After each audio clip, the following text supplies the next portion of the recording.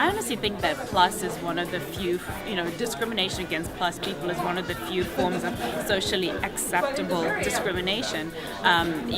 Just the very fact that plus isn't represented in mainstream industry tells us how society feels about it.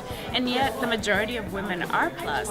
And when you ask about internationally, it really varies and it's really different. I'm from Zimbabwe, where we're actually the opposite, where in Zimbabwe bigger is better. And I know that there are many other countries where that is the case. But here in the Western world, it's certainly, discriminated against being plus size. Yeah, we definitely have a large following in all parts of the world. South America, for instance, in Brazil, having that Brazilian body is not this body. It's a very tiny waist, big boobs, big butt. That's what they revere.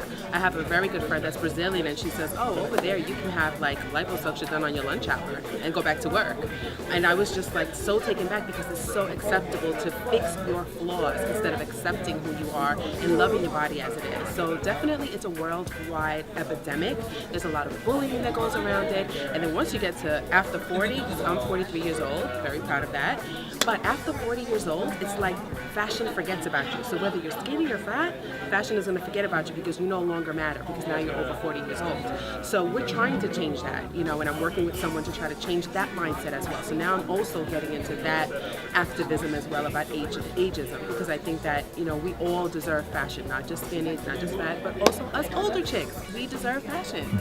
So I love that we're coming out and that we're doing what we have to do and we're putting it out in a really big way. This film is so important. The community really stood behind it because it's so important, and it started a narrative. And it started conversations within the community of people, between the bloggers and regular women and people in the industry. It really did bring us together.